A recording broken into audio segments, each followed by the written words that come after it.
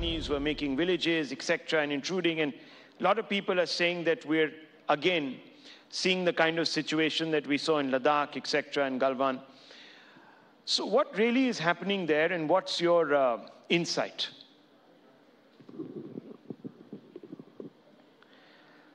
This issue about Chinese building villages, along the line of actual control is true. But what I wish to come out with is, Chinese are building villages possibly for billeting and, locating their civilians or for their military in the future, all along the line of actual control, particularly after the recent face-offs that we've had. But this present controversy that has erupted, that Chinese have come across into our territory and have built a new village, is not true.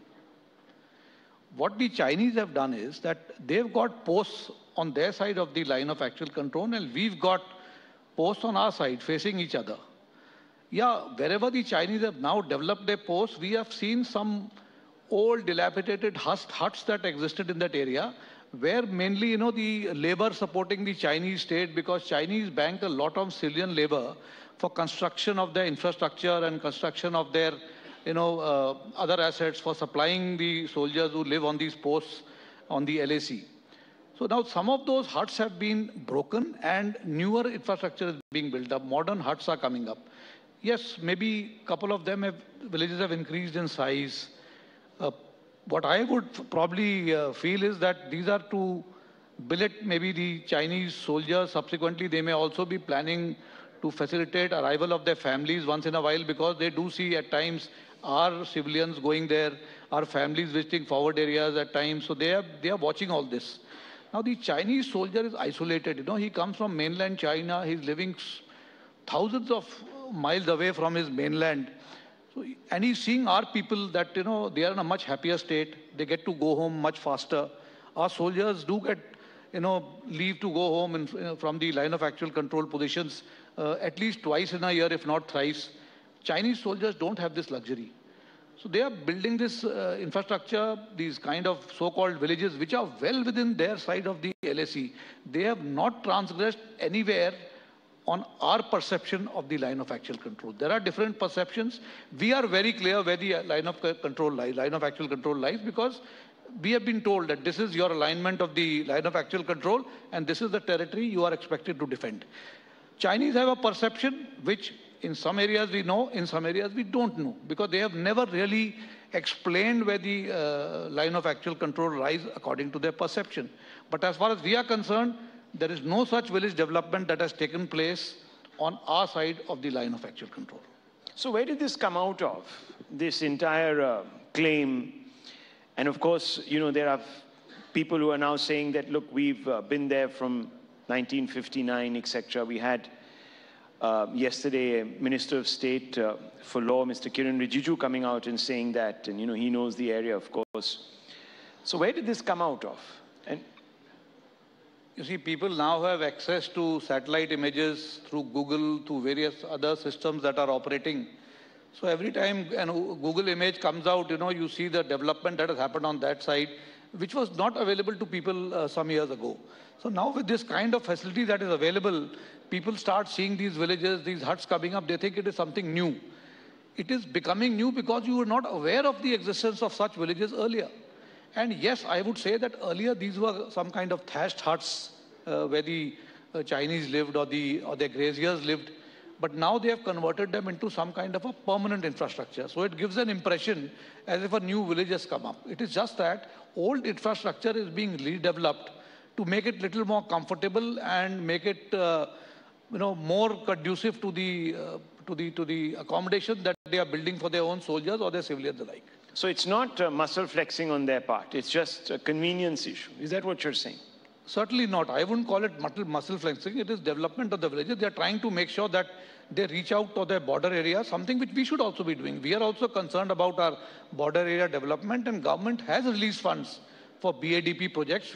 In fact, we are encouraging people to go up and stay back in their villages, because large number of villages along the LAC are being vacated. And why are they being vacated? Because people find, job opportunities, education, health infrastructure more in the rural areas. As we now start developing infrastructure, our roads keep coming up. In fact, the first thing that has to happen is development of roads. The moment the roads come up, you will find education, healthcare will happen. Unfortunately, in our case, for so many years, we did not allow road infrastructure to come up because we thought that in case you develop roads, the Chinese will roll down along these roads. I think that was a misnomer. We have realized that if you have to defend your territory, you need to develop infrastructure for the military to hold on to your territory which they are expected to defend.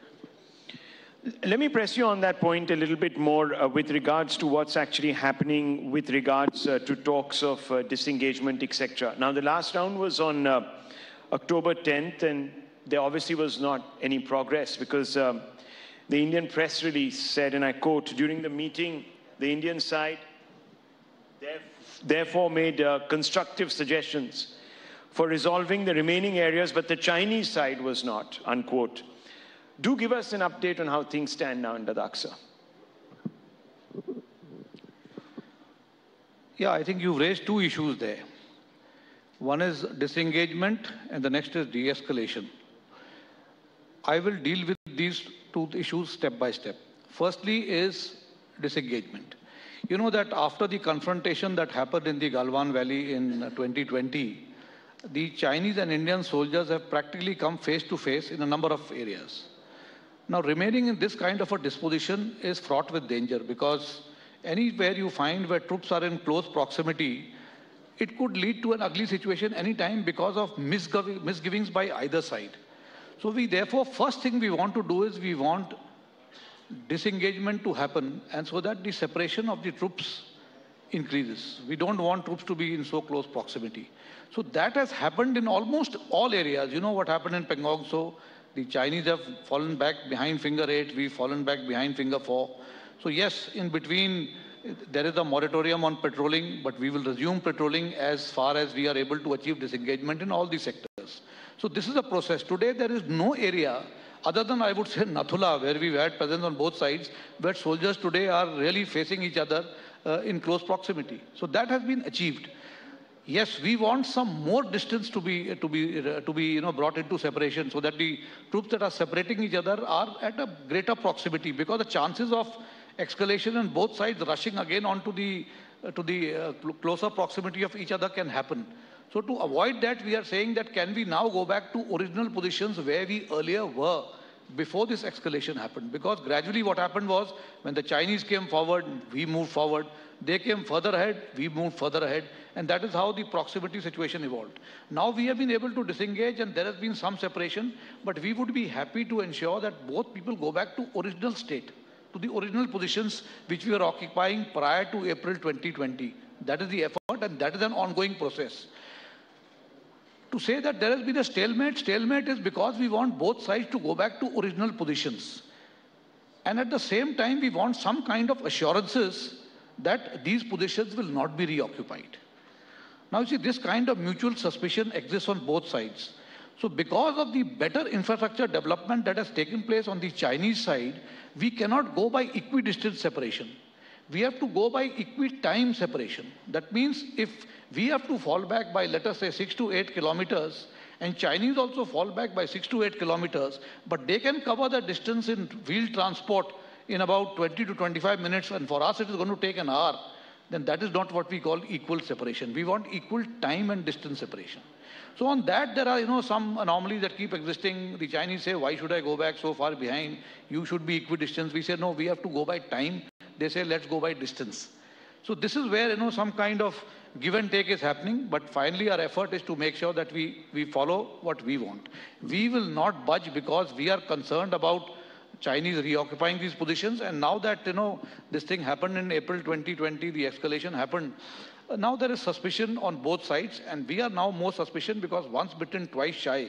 We are not going to allow our guard down at any time. And we will make sure that we are able to reach out back to our position in a time frame which is faster than the Chinese, certainly not later than them. So that is where in some areas you find that the de-escalation process, disengagement process has been slow. I now come to the de-escalation process. Now, de-escalation process implies both sides have amassed large number of troops on each side of the line of actual control, maybe in some depth areas. Chinese have started building some kind of permanent infrastructure.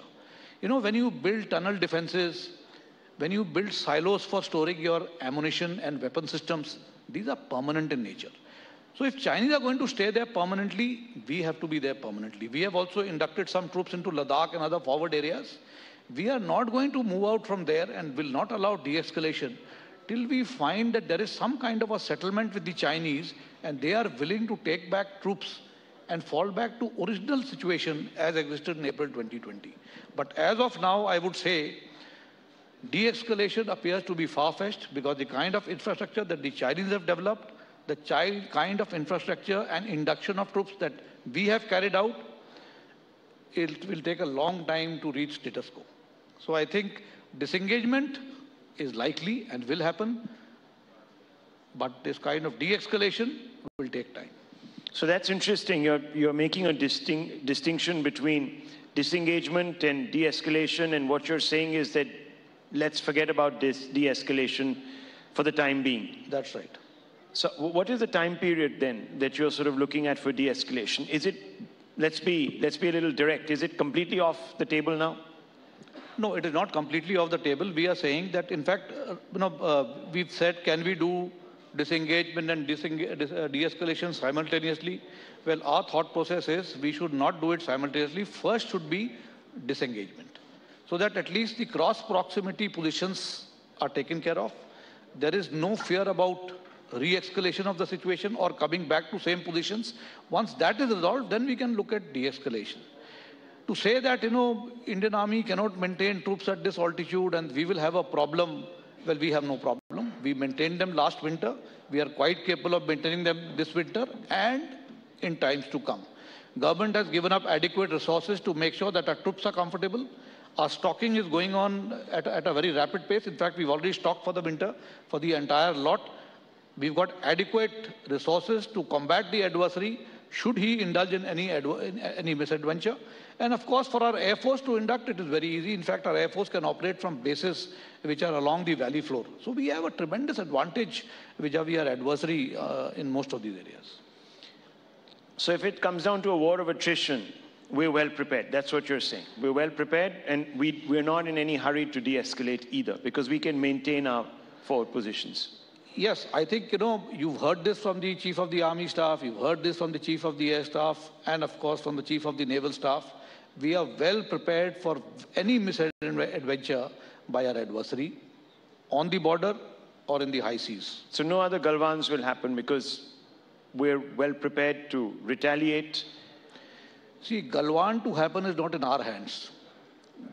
Whether a Galwan will happen or not is not up to us. It is for the Chinese. Chinese can carry out a Galwan again. But should they carry out a Galwan again, they will get it in the same coin that they got it last time.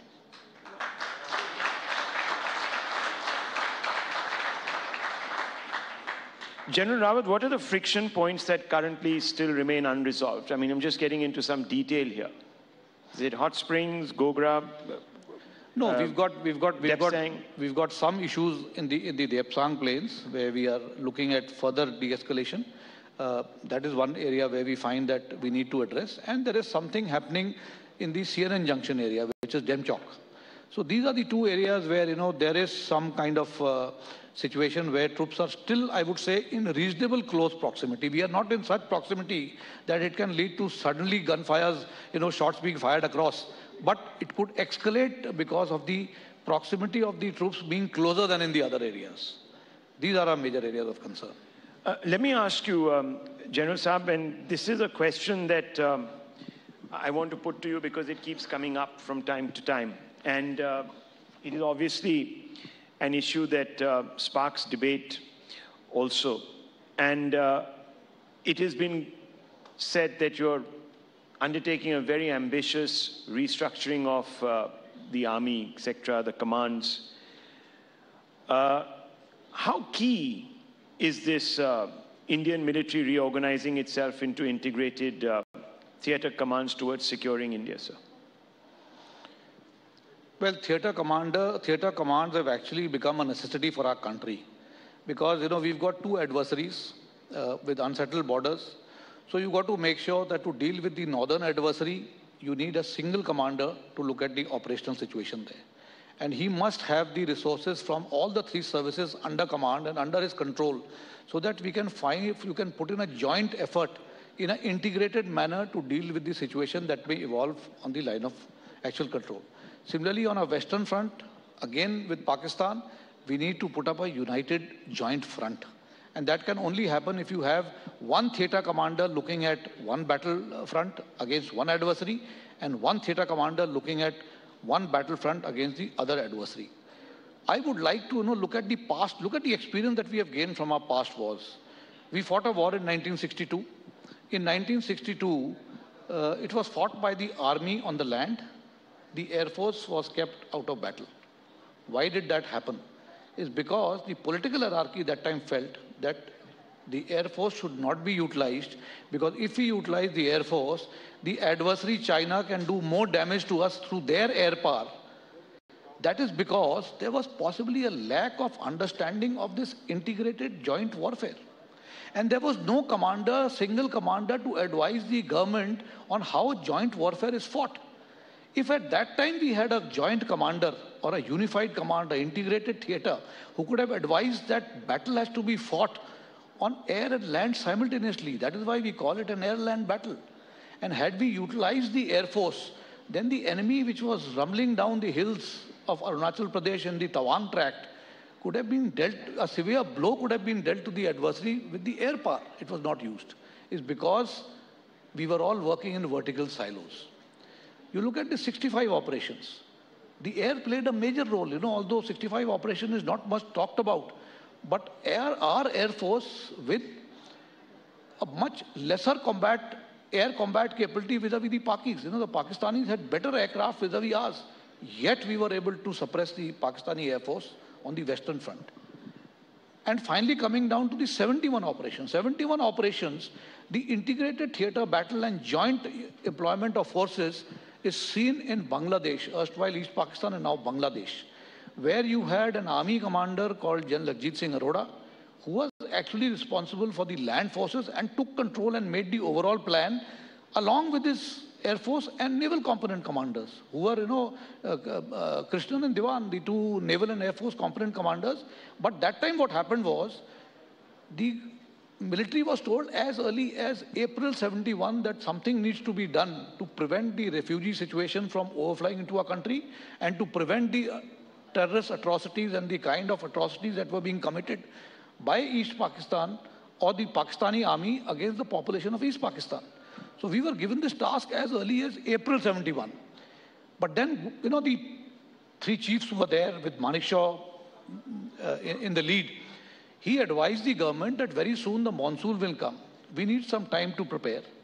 And we will decide the time for fighting the war. In the meantime, the Bangladesh Mukti Johidas, or the Mukti Bahini, they had started dealing with the Pakistan army in East Pakistan and had started weakening them, gathering information about them. So a large amount of intelligence was available to us through the Mukti Johidas and our own intelligence operatives operating there. So finally, when we decided to go into war in December, because Pakistan initiated the war on the Western Front on 3rd of December, and we went into the war, you found that it was an integrated battle which was fought.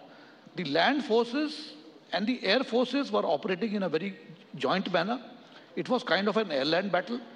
Both the commanders at some stage decided, if you have to race to Dhaka, then you must do an air-land battle. And we did the Tangel landings. That is when 2 paras were dropped there with the Air Force and the land forces that linked with them, and we were able to reach Dhaka.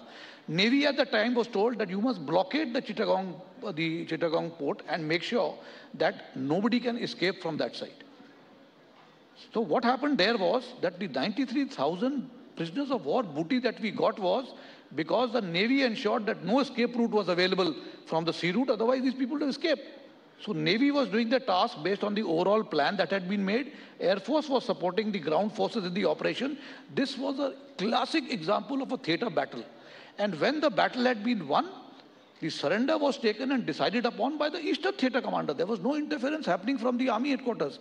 The 3 chiefs here were advising the government, keeping the government informed what is happening, resourcing the theater commanders in the way they wanted to be resourced. Now you found that by about 7th or 8th December, when the Pakistani Air Force had been completely decimated in the Eastern Theater, a decision was taken that some of the Air Force from here could come to the support in the Western Theater, because we had suffered a setback in Longewala, where the Chinese had launched Pakistanis had launched a very major offensive with their mechanized forces. So the same Air Force was then diverted westward and utilized to blunt the offensive in Longewala. But here again what happened? In the Western Front, you didn't have a theater battle being fought. You had a Western Army commander operating from Simla, looking at the Western sector, and you had a Southern Army commander operating from Pune, looking at the desert sector. Now, while you were making very good gains in the Western sector, we were almost knocking on the doors of Sialkot and Lahore on the Western sector. But we were suffering some setbacks in the Southern sector in Longewala, and initially in Bhuj also there was some action that had taken place. So what happened was, the resources were diverted. Air Force was decided to Longewala, because it was each, I would say, army commander, calling for assistance, and somebody in Delhi taking a call. Had there been one theater commander looking after the Western Front, maybe he would have decided, never mind if I lose Longewala, so long as I get Sialkot and Lahore in my pocket, which would have been better. I feel if there had been a theater commander, the decision to support the operations in Longewala maybe would have gone in favor of pressing on the offensive towards Sialkot and Lahore, which would have been advantageous.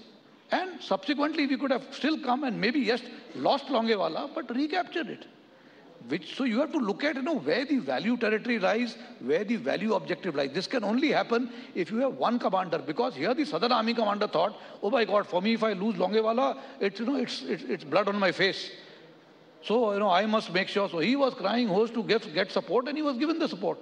But then you lost the advantage that you were gaining. You were at Nanakot, knocking the doors of Sialkot, and Sialkot was there for you to take. In the meantime, the ceasefire was called in the eastern sector. So the war had to be called off, and that is where the situation lies today.